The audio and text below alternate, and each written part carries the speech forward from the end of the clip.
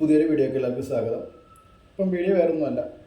ഇപ്പം നമ്മൾ കടന്നു പോയിക്കൊണ്ടിരിക്കുന്നത് റീൽസിൻ്റെയും ഷോർട്സിൻ്റെയൊക്കെ ഒരിതുവഴിയാണ്.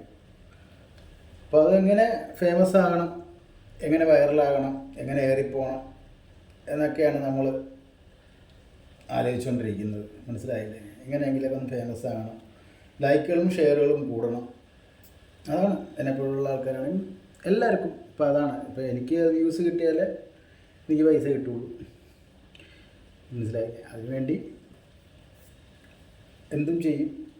അപ്പോൾ ഇങ്ങനെയുള്ള കാട്ടായങ്ങൾ ചെയ്യാതിരിക്കുക. ഇത്രയേ എനിക്ക് പറയാനുള്ളൂ. ഞാനൊരു വീഡിയോ വെക്കാം.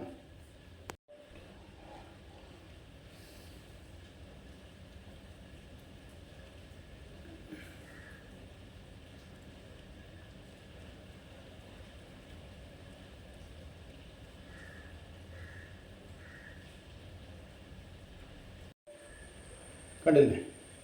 ഇൻസ്റ്റയിൽ പോസ്റ്റ് ചെയ്യാൻ വേണ്ടി, റീൽസ് ഇടാൻ വേണ്ടി ചെയ്ത പ്രവൃത്തിയാണ്. ഒരു സുഹൃത്ത് ആ ബിൽഡിങ്ങിൻ്റെ മുകളിൽ കിടക്കുന്നു. ആ പെൺകുട്ടി താഴോട്ട് കൈ പിടിച്ച് തൂങ്ങിക്കിടക്കുന്നു. ആ കൈയൊന്ന് എവിടെയെങ്കിലും എന്തെങ്കിലും സംഭവിച്ച് കൈയൊന്നും ഇട്ടാൽ മതി. പിന്നെ റീൽസും ഇല്ല, വ്യൂസും ഇല്ല, ഒന്നുമില്ല.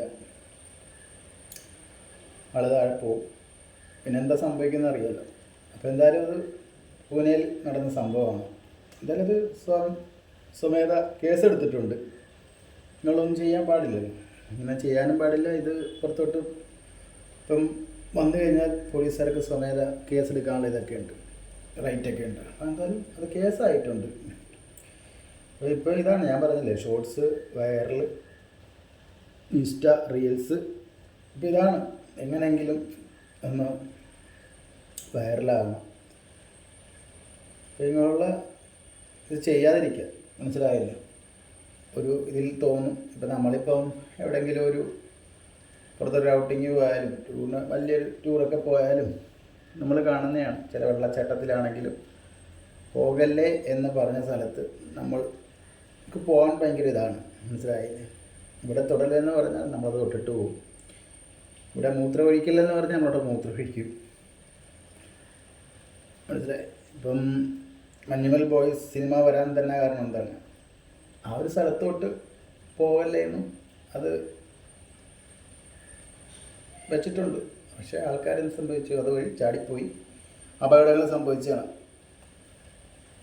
അതാണ് നമ്മുടെ. അപ്പോൾ ഓരോ കാര്യങ്ങൾ ചെയ്യാതിരിക്കുക, അപകടങ്ങൾ സ്വയമേ വിളിച്ചു വരുത്താതിരിക്കുക. ഇത്രയേ പറയാനുള്ളൂ. ഇതിപ്പം ഒന്നും സംഭവിച്ചില്ല. സംഭവിച്ചിരുന്നെങ്കിൽ ആർക്കും പോവില്ല.